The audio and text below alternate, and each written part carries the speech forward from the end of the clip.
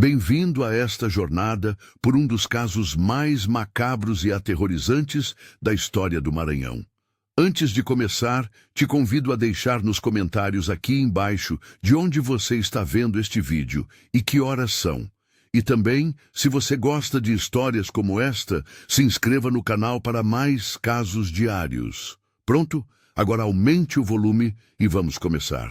No outono de 1932, a região de São Luís do Maranhão ainda vivia sob a sombra dos antigos engenhos e fazendas de algodão que moldaram a economia local por gerações. Era uma época em que o poder das famílias tradicionais se mantinha quase intocável, sustentado por extensas propriedades rurais e pela influência política que atravessava décadas. Entre essas famílias, destacava-se o clã dos Pacheco de Moraes, proprietários da Fazenda Santa Esperança, localizada a cerca de 40 quilômetros da capital maranhense, nas proximidades do município de Rosário. A propriedade estendia-se por mais de 3.000 hectares de terra fértil, onde o algodão crescia em fileiras intermináveis sob o sol escaldante do Nordeste. O patriarca da família, Coronel Augusto Pacheco de Moraes, era conhecido em toda a região não apenas pela extensão de suas terras, mas também por métodos peculiares de administração que garantiam colheitas excepcionalmente abundantes ano após ano, mesmo durante períodos de seca que devastavam propriedades vizinhas. Os registros da época indicam que a Fazenda Santa Esperança empregava aproximadamente 200 trabalhadores, a maioria composta por famílias que viviam em pequenas casas espalhadas pela propriedade.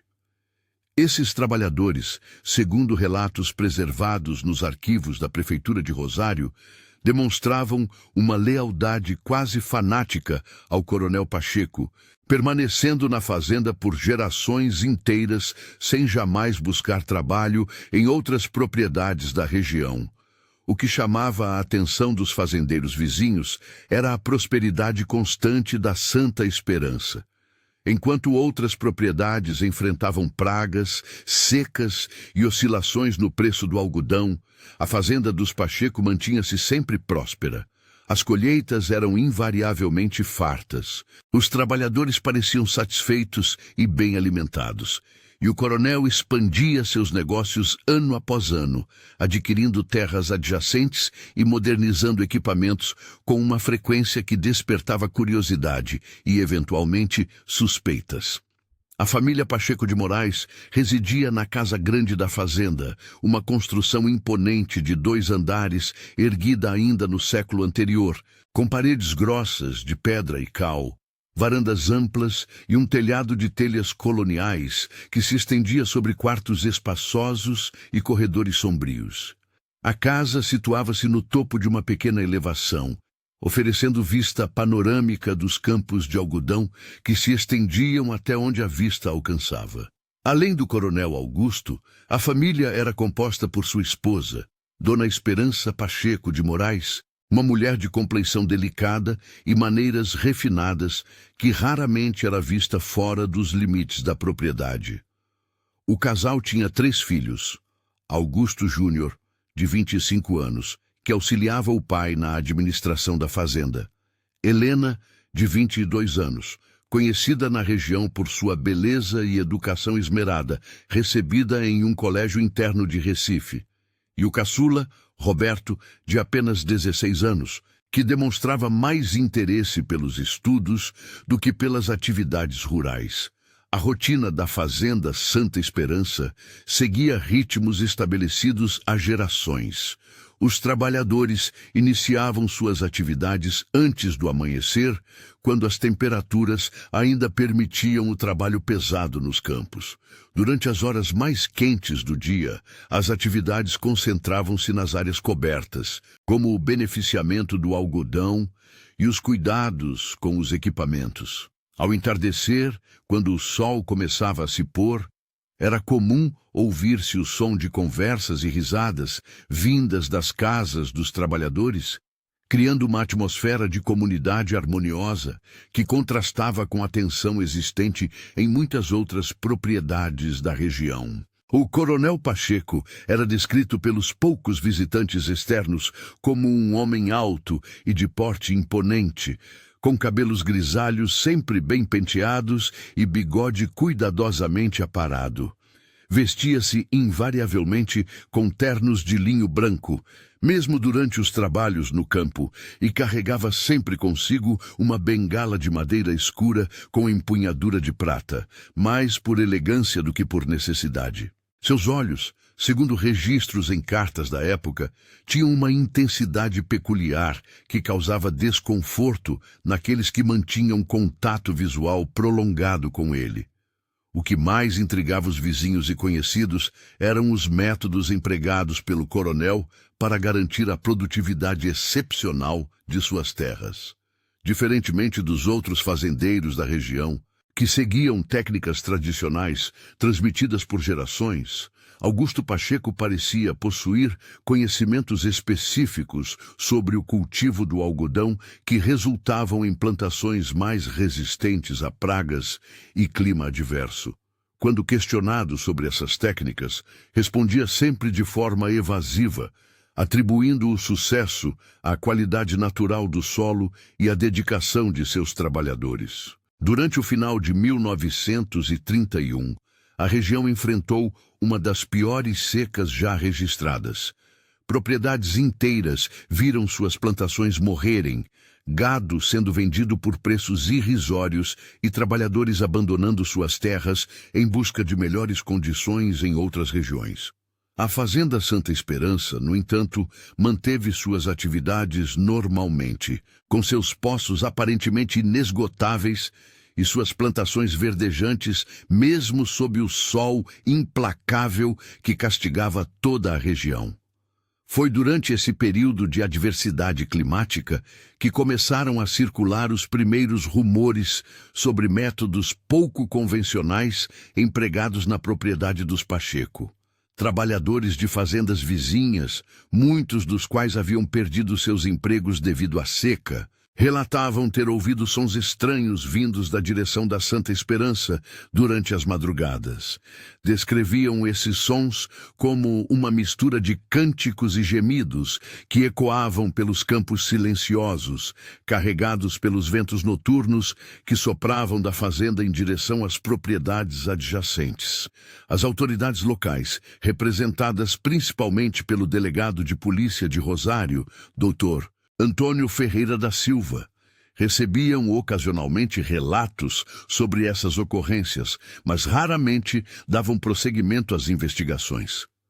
O poder político e econômico do Coronel Pacheco era suficientemente influente para desencorajar questionamentos mais profundos sobre suas práticas, e a prosperidade contínua da fazenda servia como argumento convincente de que, independentemente dos métodos empregados, os resultados justificavam qualquer peculiaridade nos procedimentos adotados. Durante o inverno de 1932, um evento específico marcaria o início de uma sequência de acontecimentos que revelariam aspectos sombrios da administração da Fazenda Santa Esperança. Em uma manhã de junho, particularmente fria para os padrões da região, o capataz da fazenda, um homem conhecido apenas como Seu Benedito, foi encontrado pelos trabalhadores em estado de profunda perturbação emocional, caminhando sem destino aparente pelos campos de algodão. Segundo relatos preservados nos arquivos da paróquia local, Seu Benedito apresentava sinais de extremo esgotamento físico e mental. Suas roupas estavam sujas de terra e havia marcas estranhas em suas mãos e braços, como se tivesse cavado ou escavado algo durante a noite. Quando questionado pelos outros trabalhadores sobre o que havia acontecido, respondia apenas com frases desconexas sobre o preço da colheita e promessas que não deveriam ter sido feitas. O coronel Pacheco foi imediatamente informado sobre o estado de seu capataz e determinou que o homem fosse levado para a Casa Grande, onde permaneceria sob cuidados médicos. Dr. Manuel Ribeiro, médico residente em São Luís, que atendia regularmente a família Pacheco, foi chamado para examinar seu Benedito. Após o exame, o médico prescreveu repouso absoluto e medicamentos para acalmar os nervos, atribuindo o estado do capataz ao excesso de trabalho e às pressões decorrentes da seca prolongada. Durante os dias que se seguiram, trabalhadores da fazenda relataram ter visto seu Benedito caminhando pelos corredores da Casa Grande durante as madrugadas, sempre acompanhado pelo próprio coronel Pacheco. Essas caminhadas noturnas eram descritas como silenciosas e ritualizadas, com ambos os homens dirigindo-se invariavelmente para a mesma direção. Um conjunto de construções antigas, situadas na parte mais afastada da propriedade, próximo a um bosque de cajueiros que servia como limite natural da fazenda. Essas construções, conhecidas pelos trabalhadores mais antigos como os galpões velhos, datavam da época da fundação da propriedade e originalmente serviam como depósitos para ferramentas e estocagem de produtos agrícolas. Com o passar dos anos e a modernização dos equipamentos, os galpões haviam sido parcialmente abandonados, sendo utilizados apenas ocasionalmente para armazenar implementos em desuso ou materiais de manutenção. A curiosidade dos trabalhadores sobre as atividades noturnas envolvendo seu Benedito e o coronel foi crescendo gradualmente, especialmente quando notaram que, após essas caminhadas, o capataz apresentava-se visivelmente mais calmo e disposto durante o dia seguinte. Alguns chegaram a comentar entre si que parecia haver uma transformação quase completa na personalidade do homem após essas sessões noturnas, como se algum tipo de tratamento ou procedimento especial estivesse sendo aplicado. Foi então que Maria das Graças, uma das trabalhadoras mais antigas da fazenda e responsável pelos cuidados da Casa Grande, fez uma descoberta que mudaria completamente a percepção sobre os eventos que vinham ocorrendo na propriedade. Durante uma de suas rotinas matinais de limpeza, ao organizar a biblioteca particular do coronel Pacheco, encontrou um conjunto de cadernos manuscritos cuidadosamente guardados em uma gaveta trancada de sua mesa de trabalho. A gaveta havia sido deixada aberta, provavelmente por descuido, após uma das sessões noturnas, e Maria das Graças, movida pela curiosidade natural sobre os assuntos que ocupavam tanto a atenção de seu patrão, decidiu examinar rapidamente o conteúdo dos cadernos antes de prosseguir com suas atividades de limpeza. O que encontrou nos registros manuscritos do coronel a deixou profundamente perturbada. Os cadernos continham anotações detalhadas sobre cada trabalhador da fazenda, incluindo informações pessoais, como idade, estado de saúde, composição familiar e, mais perturbadoramente, avaliações sobre sua adequação para fins especiais. Algumas entradas continham desenhos rudimentares de partes do corpo humano, acompanhados de anotações numéricas que pareciam referir-se a medidas ou quantidades. Mais alarmantes ainda eram as referências constantes a contribuições necessárias e sacrifícios para a prosperidade. Certas páginas continham listas de nomes seguidos de datas e anotações como contribuição completa ou preparação em andamento. Maria das Graças reconheceu vários dos nomes listados como trabalhadores que haviam deixado a fazenda repentinamente ao longo dos anos anteriores, supostamente para buscar oportunidades em outras regiões. Aterrorizada com o que havia descoberto, Maria das Graças cuidadosamente recolocou os cadernos na gaveta e terminou suas atividades de limpeza como se nada tivesse acontecido. No entanto, Durante os dias seguintes, ela começou a prestar atenção especial aos padrões de comportamento do coronel e de sua família, bem como as atividades que ocorriam nos galpões velhos durante as madrugadas. Suas observações revelaram um sistema complexo e cuidadosamente organizado. Aproximadamente uma vez por mês, sempre durante a lua nova, o coronel selecionava um dos trabalhadores para participar do que ele chamava de cerimônia da prosperidade. O trabalhador escolhido era invariavelmente alguém que havia demonstrado sinais de descontentamento com as condições de trabalho, ou que havia expressado desejo de deixar a fazenda. A preparação para essas cerimônias começava alguns dias antes, com o trabalhador selecionado recebendo alimentação especial e sendo dispensado de suas atividades regulares no campo. Durante esse período, ele era mantido em uma das dependências da Casa Grande, supostamente para a purificação e preparo espiritual, conforme explicado pelo próprio coronel aos demais trabalhadores. Maria das Graças observou que durante esses períodos preparatórios, os trabalhadores selecionados apresentavam alterações gradativas em seu comportamento. Inicialmente, mostravam-se confusos e questionadores sobre o propósito das preparações, mas à medida que os dias passavam, tornavam-se progressivamente mais dóceis e cooperativos, como se estivessem sob efeito de alguma substância ou influência que alterava sua capacidade de julgamento. Na noite da cerimônia propriamente dita, o trabalhador era conduzido pelos filhos do coronel até os galpões velhos, onde aguardavam o pai e outros membros da família. As atividades que se seguiam eram mantidas em absoluto sigilo, mas os sons que emanavam dos galpões durante essas noites eram descritos por Maria das Graças como uma mistura perturbadora de cânticos ritmados e gritos abafados que se prolongavam até o amanhecer. O aspecto mais perturbador de todo esse processo era o que acontecia nos dias posteriores às cerimônias. O trabalhador que havia participado do ritual jamais era visto novamente na fazenda.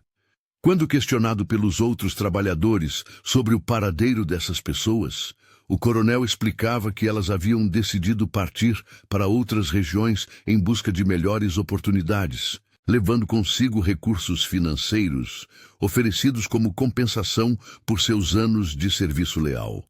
Essas explicações eram aceitas sem questionamentos pela maioria dos trabalhadores, especialmente porque suas famílias efetivamente recebiam quantias consideráveis de dinheiro após o desaparecimento de seus parentes. As viúvas e filhos dos trabalhadores desaparecidos eram mantidos na propriedade com todos os cuidados necessários, recebendo inclusive melhor alimentação e moradia do que antes, o que servia para desencorajar qualquer tipo de investigação ou questionamento sobre os eventos. Maria das Graças, no entanto, começou a perceber um padrão mais sinistro por trás dessa aparente generosidade. Observou que as famílias dos trabalhadores desaparecidos, apesar de bem cuidadas materialmente, apresentavam sinais evidentes de trauma psicológico. As esposas permaneciam em estado de melancolia constante, raramente saíam de suas casas e evitavam conversar sobre seus maridos desaparecidos. Os filhos demonstravam comportamentos estranhos, como pesadelos frequentes e medo inexplicável de certas áreas da fazenda, especialmente as proximidades dos galpões velhos. Mais perturbador ainda era o comportamento das próprias crianças da família Pacheco em relação a essas famílias enlutadas. Helena, Roberto e Augusto Júnior demonstravam uma atenção especial e quase obsessiva pelos órfãos e viúvas, visitando-os regularmente e oferecendo presentes e cuidados, que, embora aparentemente generosos, tinham um caráter quase possessivo que causava desconforto em Maria das Graças. Foi durante uma dessas visitas que Maria das Graças presenciou uma conversa entre Helena Pacheco e a viúva de um trabalhador recentemente desaparecido. Helena explicava à mulher que a partida de seu marido havia sido necessária para manter o equilíbrio da propriedade e que ela deveria sentir-se honrada por sua contribuição para a prosperidade coletiva. A viúva, visivelmente perturbada, perguntou quando poderia receber notícias de seu marido, ao que Helena respondeu que algumas partidas são permanentes e necessárias. Essa conversa confirmou as suspeitas crescentes de Maria das Graças sobre a verdadeira natureza dos desaparecimentos. Ela começou a documentar secretamente suas observações, escrevendo anotações detalhadas sobre datas, pessoas envolvidas e comportamentos suspeitos em um pequeno caderno que mantinha escondido entre seus pertences pessoais. Durante as semanas que se seguiram, Maria das Graças intensificou sua vigilância sobre as atividades da família Pacheco, especialmente durante os períodos noturnos. Descobriu que, além das cerimônias mensais, havia atividades regulares nos galpões velhos que envolviam todos os membros da família. Essas atividades incluíam transporte de materiais não identificados, limpeza extensiva das instalações e manipulação de objetos que eram mantidos em recipientes fechados. Em uma noite particularmente clara de agosto, Maria das Graças decidiu aproximar-se dos galpões velhos para tentar observar diretamente o que acontecia durante essas sessões noturnas. Aproveitando a ausência de lua e o conhecimento íntimo que possuía sobre a topografia da propriedade, conseguiu posicionar-se em um local que oferecia visão parcial do interior de um dos galpões através de uma janela sem vidros situada na parte posterior da construção. O que presenciou naquela noite a deixou profundamente traumatizada e confirmou suas piores suspeitas sobre as práticas adotadas pela família Pacheco. O galpão havia sido transformado em uma espécie de laboratório ou oficina, onde eram realizados procedimentos que envolviam manipulação de carne humana. Augusto Júnior e Roberto trabalhavam metodicamente em uma grande mesa de madeira, separando e organizando pedaços de carne que eram posteriormente acondicionados em recipientes de barro. O coronel supervisionava as atividades, enquanto consultava constantemente um dos cadernos manuscritos que Maria das Graças havia visto anteriormente na biblioteca. Helena ocupava-se de preparar misturas em caldeirões menores, combinando a carne processada com outros ingredientes que incluíam plantas e substâncias não identificáveis, que produziam fumaça de odor penetrante e desagradável. Dona Esperança, a matriarca da família, permanecia em um canto do galpão, recitando o que pareciam ser orações ou cânticos, em uma linguagem que Maria das Graças não conseguiu identificar. O ritmo dessas recitações coordenava as atividades dos demais membros da família, criando uma atmosfera ritualística que dava à cena um caráter profundamente perturbador. Maria das Graças observou que o resultado final desses procedimentos era uma substância pastosa, de coloração escura, que era armazenada em grandes jarras de cerâmica. Essas jarras eram cuidadosamente rotuladas com datas e símbolos que ela não conseguiu decifrar, mas que pareciam corresponder a algum tipo de sistema de catalogação específico utilizado pela família. Aterrorizada com o que havia presenciado, Maria das Graças retirou-se silenciosamente do local e retornou às suas dependências na casa grande. Durante os dias seguintes, ela lutou contra sentimentos de horror e incredulidade, questionando-se sobre se havia realmente visto o que pensava ter visto ou se sua imaginação havia distorcido uma cena inocente de processamento de alimentos ou preparação de medicamentos tradicionais. Suas dúvidas foram definitivamente eliminadas quando observou a aplicação prática da substância produzida nos galpões. Durante os dias que se seguiram à sessão noturna que havia presenciado, O coronel e seus filhos percorriam os campos de algodão, aplicando pequenas quantidades da substância escura diretamente no solo próximo às raízes das plantas. Essas aplicações eram feitas com extremo cuidado e precisão, como se a quantidade exata fosse crucial para o sucesso do procedimento. O efeito da aplicação era visível em questão de dias. As plantas tratadas apresentavam um crescimento acelerado, folhas mais verdes e resistência notável às condições climáticas adversas que afetavam plantações vizinhas. A cor e textura do algodão produzido nessas plantas eram visivelmente superiores, resultando em fibras mais longas, resistentes e com brilho natural, que aumentava significativamente seu valor de mercado. Maria das Graças compreendeu então que havia descoberto o segredo por trás da prosperidade excepcional da Fazenda Santa Esperança.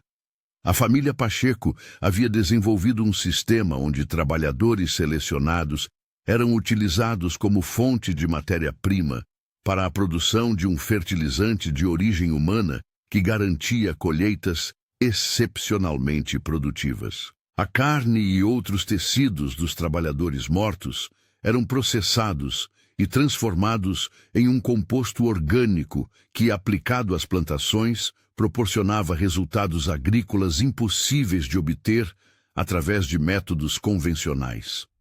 A descoberta dessa verdade aterrorizante colocou Maria das Graças em uma posição extremamente perigosa. Ela possuía conhecimento sobre práticas que não apenas eram moralmente condenáveis, mas também constituíam crimes graves que poderiam resultar na destruição completa da família Pacheco e na perda de seus meios de subsistência. Ao mesmo tempo, permanecer silenciosa significava tornar-se cúmplice de assassinatos continuados e da perpetuação de um sistema de horror que vitimava trabalhadores inocentes.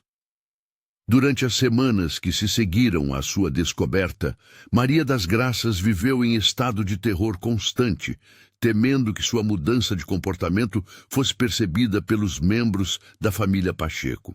Ela forçou-se a manter sua rotina normal de trabalho, mas tinha consciência de que qualquer deslize ou demonstração de conhecimento sobre as atividades secretas da família poderia resultar em sua própria inclusão na lista de trabalhadores selecionados para as cerimônias mensais. Sua paranoia aumentou quando notou que o coronel havia começado a observá-la com maior atenção durante suas atividades diárias na Casa Grande. Em várias ocasiões, ela percebeu que ele interrompia conversas ou atividades quando ela se aproximava, e houve momentos em que teve a clara sensação de estar sendo seguida durante seus deslocamentos pela propriedade. A situação tornou-se ainda mais tensa quando seu Benedito, o capataz que havia apresentado sinais de perturbação mental meses antes, começou a demonstrar interesse específico em Maria das Graças. Ele passou a aparecer regularmente nas proximidades da Casa Grande, durante horários em que normalmente estaria supervisionando atividades nos campos, sempre observando-a silenciosamente enquanto ela realizava suas tarefas. Em uma ocasião particularmente perturbadora, Maria das Graças encontrou seu Benedito esperando-a no corredor que levava aos seus aposentos. Ele bloqueou sua passagem e, com uma expressão que misturava tristeza e resignação, disse-lhe que sabia que ela havia descoberto a verdade sobre a prosperidade e que em breve seria sua vez de contribuir para o bem maior da propriedade. Essa confrontação direta confirmou os piores temores de Maria das Graças sobre sua situação. Ela compreendeu que sua descoberta havia sido percebida pela família Pacheco e que medidas estavam sendo tomadas para lidar com o problema que ela representava. A proximidade da lua nova, período tradicional para as cerimônias mensais, aumentava sua urgência em encontrar uma forma de escapar da fazenda antes que fosse oficialmente selecionada. Durante uma noite de setembro, Aproximadamente 3 meses após sua descoberta inicial sobre as atividades da família, Maria das Graças decidiu implementar um plano desesperado de fuga. Aproveitando seu conhecimento íntimo sobre a rotina e os padrões de segurança da propriedade, ela reuniu suas poucas posses pessoais e as anotações que havia feito sobre suas observações, escondendo tudo em uma pequena trouxa que poderia carregar facilmente durante uma caminhada noturna. Seu plano era deixar a fazenda durante as primeiras horas da madrugada, quando as atividades de vigilância eram mínimas, e dirigir-se a pé até a estrada principal, que ligava a propriedade à cidade de Rosário. Uma vez na estrada, esperava conseguir a ajuda de algum viajante ou comerciante que pudesse levá-la até as autoridades competentes para relatar o que havia descoberto. Na noite escolhida para a fuga, Maria das Graças aguardou pacientemente até ter certeza de que todos os membros da família estavam recolhidos em seus aposentos. Por volta das 2 horas da madrugada, ela saiu silenciosamente de seus aposentos e dirigiu-se para a saída da casa grande, evitando cuidadosamente os corredores e cômodos onde sua presença poderia ser detectada. No entanto, ao chegar ao hall principal da casa, deparou-se com uma cena que a deixou completamente paralisada. Toda a família Pacheco estava reunida na sala de estar, claramente esperando por ela. O coronel Augusto ocupava sua poltrona habitual, consultando um de seus cadernos manuscritos à luz de uma lamparina. Dona Esperança permanecia em pé ao lado da janela, observando o exterior da casa como se aguardasse a chegada de alguém. Os 3 filhos distribuíam-se pela sala em posições que bloqueavam efetivamente todas as possíveis rotas de saída. Helena foi a primeira a falar, dirigindo-se a Maria das Graças com um tom que misturava compreensão e determinação. Explicou que a família havia percebido há algum tempo que ela havia descoberto os métodos especiais utilizados para manter a prosperidade da fazenda e que respeitavam sua inteligência e capacidade de observação. No entanto, prosseguiu Helena, essa descoberta criava uma situação delicada que precisava ser resolvida de forma adequada. O coronel fechou seu caderno e dirigiu-se diretamente a Maria das Graças, explicando que ela havia se tornado parte integral da propriedade ao longo de seus anos de serviço leal, e que sua contribuição para o funcionamento da Casa Grande havia sido sempre exemplar. Por essa razão, continuou ele, a família havia decidido oferecer-lhe uma oportunidade única de participar voluntariamente das práticas que haviam garantido a prosperidade contínua da fazenda. Augusto Júnior detalhou a proposta da família. Maria das Graças poderia escolher entre 2 alternativas: participar ativamente do sistema existente, ajudando na seleção e preparação de futuros contribuintes, recebendo em troca garantias de segurança pessoal e benefícios materiais substanciais, ou manter sua posição atual na hierarquia da propriedade, sendo incluída no próximo ciclo de cerimônias, como forma de demonstrar sua dedicação total aos interesses da fazenda. Roberto, o filho mais jovem, acrescentou que ambas as alternativas representavam formas honrosas de integração completa à família Pacheco, e que qualquer escolha seria respeitada e implementada com o cuidado e dignidade que caracterizavam todas as atividades da propriedade. Ele enfatizou que tentativas de fuga ou de comunicação com autoridades externas não seriam toleradas e resultariam em consequências imediatas para ela e para outros trabalhadores da fazenda. Maria das Graças encontrou-se em uma situação sem saída aparente.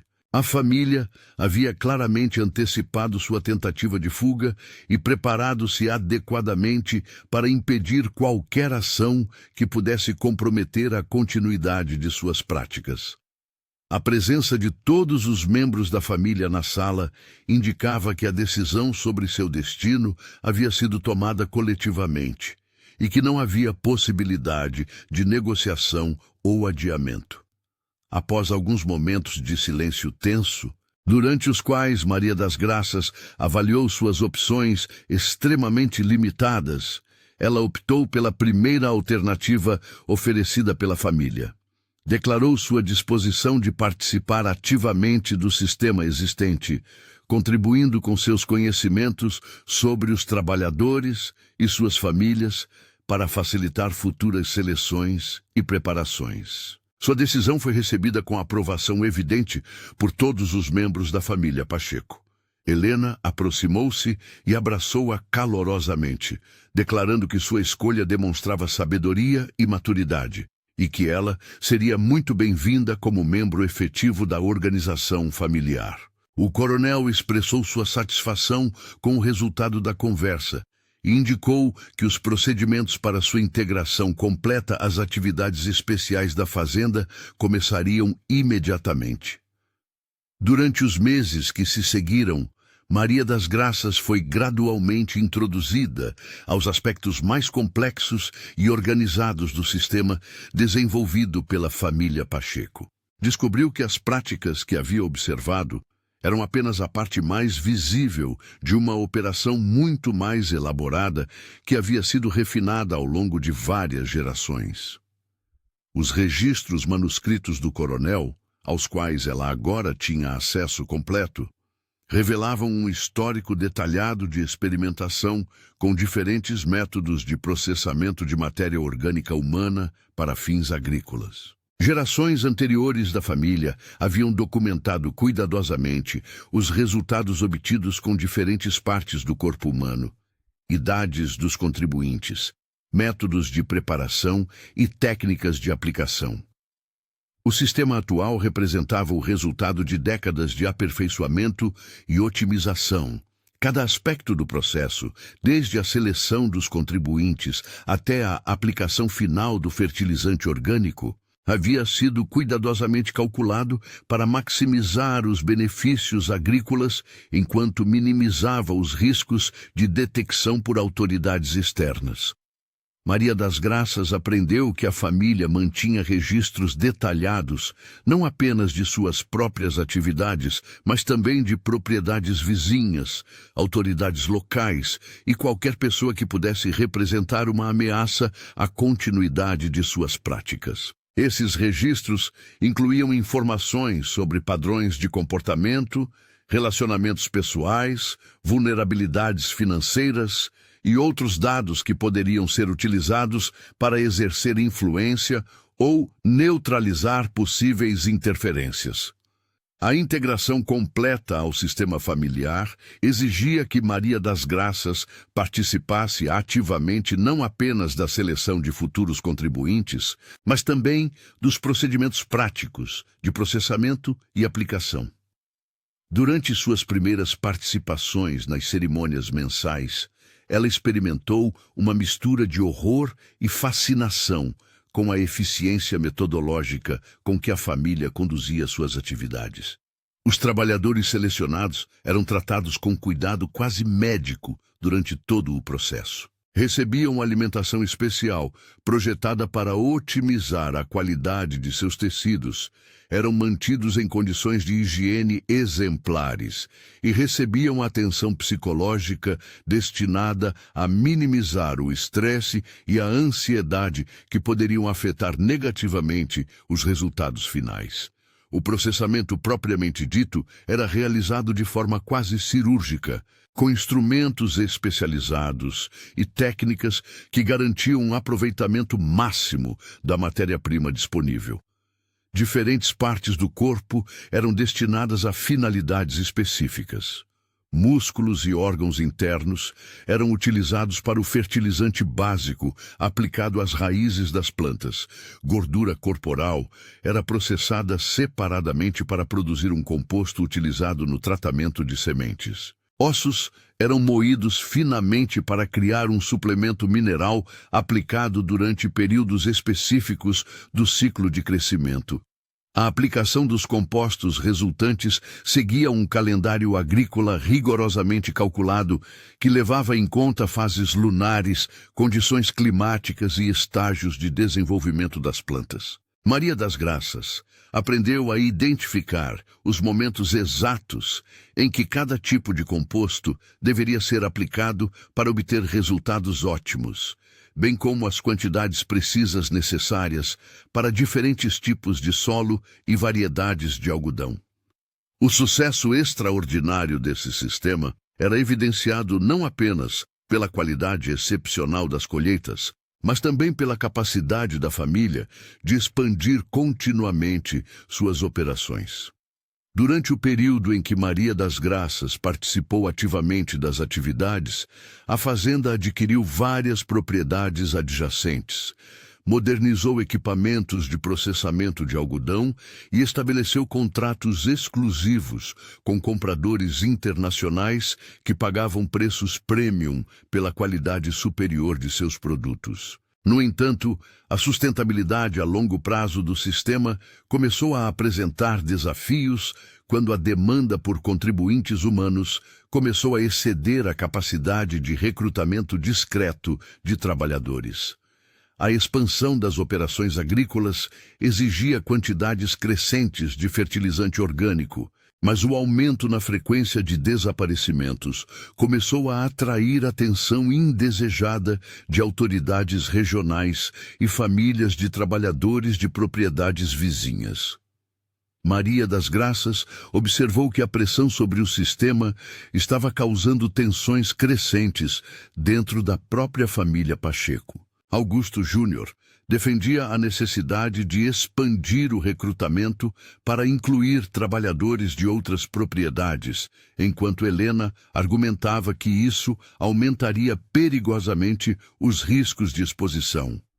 Roberto sugeria o desenvolvimento de métodos alternativos que pudessem reduzir a dependência de matéria-prima humana, mas o coronel insistia que décadas de experimentação haviam provado que não existiam substitutos eficazes.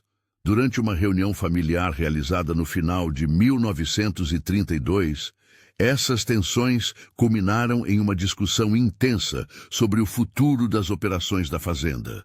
Maria das Graças, agora considerada um membro efetivo da organização, foi convidada a participar das deliberações e expressar sua opinião sobre as alternativas disponíveis. Sua sugestão foi que a família deveria considerar uma redução temporária na escala de suas operações, concentrando-se em manter a qualidade dos produtos existentes ao invés de expandir continuamente a produção. Argumentou que essa abordagem mais conservadora permitiria manter a discrição necessária enquanto preservava os benefícios econômicos já estabelecidos. A proposta de Maria das Graças foi inicialmente bem recebida por Helena e Roberto, mas encontrou resistência significativa por parte do coronel e de Augusto Júnior. Eles argumentavam que qualquer redução nas operações representaria uma forma de retrocesso que poderia comprometer a competitividade da fazenda no mercado regional e internacional.